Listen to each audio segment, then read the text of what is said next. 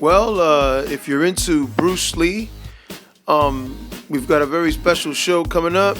We got Felix Macias Jr. or Felix Macias Jr., the son of Felix Macias Sr., and these guys are the Sifus of the original Oakland Jeet Kune Do school, and that's exactly what they teach. Original Oakland JKD, and we're gonna have a talk about that particular system of Jeet Kune Do, founded and created by Bruce Lee, and well, it's going to be fun and exciting. I'm always up for learning new things about Bruce Lee's past and history. So everybody just stay tuned. And remember that you have just entered the Mavericks Dojo. What system of Jeet Kune Do is it that you guys learned? Was it Oakland, or what is the difference? Oh, the style Jeet Kune Do we do, yes, the original Oakland JKD. That's the one we're continue to use to this day. Why is it considered Oakland? Well, that's the birthplace, Jimmy and Bruce. That's where it all began. My father was a student there many years back with Jimmy Lee back in the day, and then there was talk about a guy named Bruce coming along. I think that was about a year later. My father started off with Jimmy and with James and Alan Novak.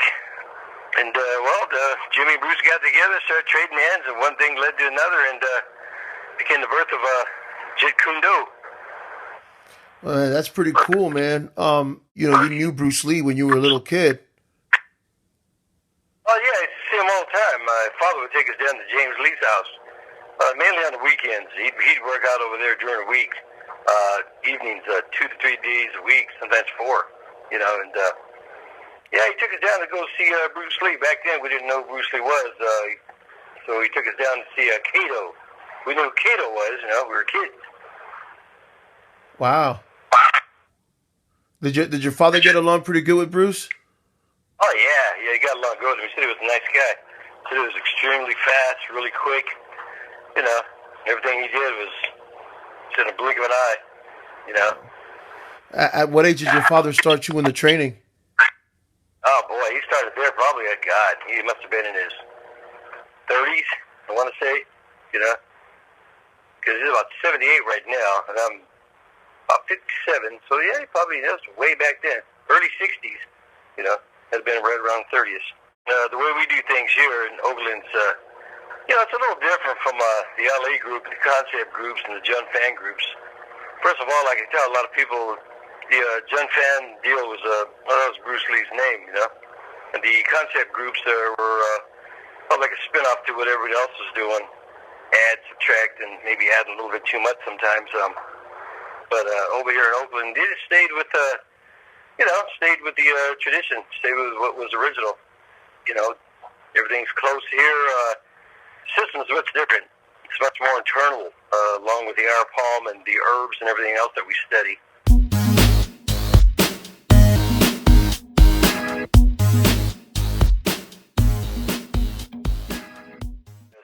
People misinterpret a one-inch punch. A lot of people use it, but they don't use it properly. It's to a lot of people, it's like a show punch. Something he did in demonstrations. But in close fighting, even a lot of the Wing Chun guys will tell you that the one-inch strikes they're very valuable, especially when your opponent's right on you. You have very little room, and you need to punch short. Yeah, so we use those, and they're used a lot here. So you're saying that they are practical in a fight. You can actually use them and apply them in a real situation. Oh, yeah, some of the boys have, yeah. I don't teach, I try not to teach, theatrics. Uh-huh. My job is to instruct the guys here and make sure that they can defend themselves. And, so far, so good. They've been doing a good job of doing it.